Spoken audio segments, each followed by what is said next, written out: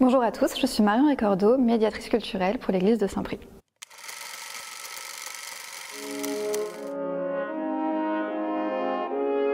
Cette crucifixion sculptée et peinte est généralement datée du XVIIe siècle. Par sa fonction liturgique, on l'appelle poutre de gloire. Elle surplombait ses grilles, comme le montre cette image d'archive. Cet emplacement lui donne la même fonction qu'un jubé. C'est un élément aujourd'hui disparu dans de nombreuses églises, mais qui marquait physiquement la séparation entre la partie sacrée de l'église, le chœur, et la partie profane. Comme le retable majeur de l'église, la scène représente la crucifixion. À gauche, on y voit la Vierge Marie, les mains jointes dans une attitude de prière. Et à droite, Saint Jean l'évangéliste, qui tient un livre fermé dans sa main gauche et désigne le Christ crucifié dans son autre main. Plusieurs arma Christi, c'est-à-dire les instruments de la Passion du Christ, sont présents dans cette scène. On y reconnaît d'abord la croix elle-même.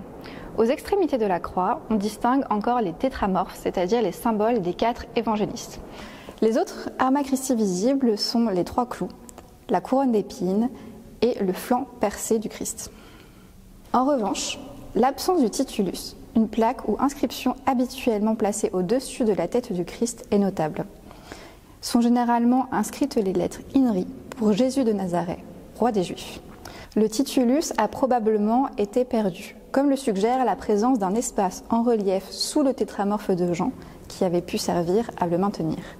La scène se déroule sur le mont Golgotha, aussi appelé mont du crâne. C'est là qu'Adam, le premier homme, aurait été enterré. La mort du Christ sur ce lieu symbolique vient racheter le péché originel. Sous la croix, on observe un espace vide. Il pouvait avoir accueilli un crâne sculpté, aujourd'hui disparu, peut-être celui d'Adam. Ce symbole renforcerait cette idée de rédemption.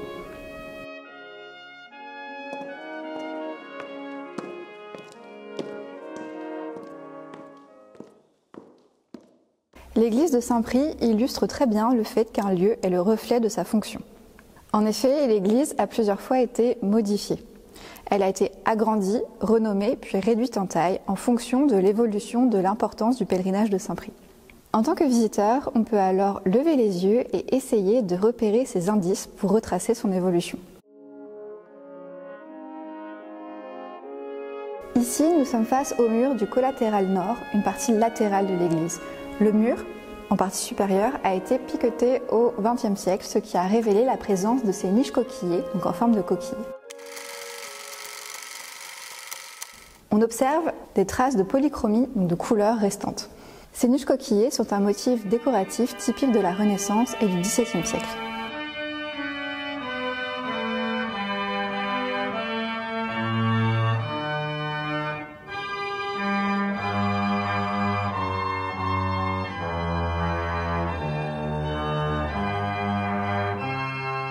Avec l'arrivée de la relique de Saint-Prix dans cette église au XIIIe siècle, un pèlerinage se développe et gagne progressivement en importance. Saint-Prix, évêque de Clermont de son vivant, a construit des hôpitaux et on lui prête des guérisons miraculeuses, ce qui fait de lui un saint guérisseur ou thaumaturge vers lequel on se tourne naturellement en période de maladie ou d'épidémie. Au XVIe siècle, l'afflux de pèlerins est tel que l'église en devient trop petite. Elle a été remaniée en ajoutant une sacristie et au sud 3 collatéraux, ou couloirs, successifs. Ce collatéral nord, par son décor de niches coquillées, pourrait provenir de la même période, d'autant plus qu'au XVIIe siècle, seuls des travaux au niveau du chœur sont attestés. Du triple collatéral méridional, donc sud, il n'en reste plus qu'un, l'église ayant été réduite en taille par la suite.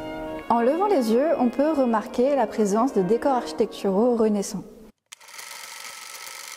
Notamment les chapiteaux, donc la partie décorée en partie supérieure d'une colonne, les clés de voûte et Tholos, édifice de forme circulaire, entouré de colonnes et surmonté d'une coupole.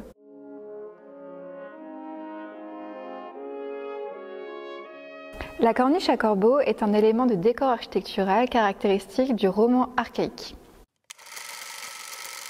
Il s'agit d'un vestige d'une première église construite à la fin du XIe siècle. Par corniche, on entend une bande horizontale en saillie soutenue par des consoles en forme rectangulaire, ce sont les corbeaux. La corniche à corbeau est un motif décoratif que l'on trouve habituellement sur les murs extérieurs des églises. Pourtant ici, nous sommes à l'intérieur de l'église de Saint-Prix. L'église dans laquelle nous nous trouvons a été reconstruite au XIIIe siècle en forme de croix latine à l'emplacement d'une nécropole mérovingienne, puis carolingienne et enfin à l'emplacement d'une église dite primitive qui a été construite à la fin du XIe siècle. Cette corniche est un vestige de la première église. Ce mur correspondait certainement au chevet plat, donc au mur extérieur est de l'église primitive. Là où nous nous trouvons, nous étions donc bien face au mur extérieur de l'église primitive.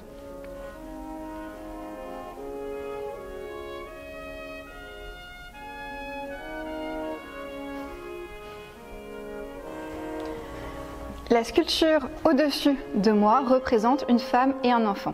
Il pourrait s'agir d'une scène appelée l'éducation de la Vierge. Sainte Anne penche sa tête et regarde avec un air concentré un livre qu'elle tient ouvert dans sa main droite. De sa main gauche, elle tient la main d'un enfant, Marie, qui porte son index à sa bouche dans un signe de recueillement ou de concentration.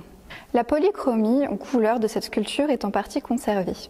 On voit que le personnage adulte, qui serait Sainte Anne, porte un voile bleu et un manteau rouge, des couleurs qui sont traditionnellement associées aux vêtements portés par la Vierge Marie une fois adulte. Ce choix chromatique n'est pas anodin et témoigne d'une ambiguïté iconographique volontaire.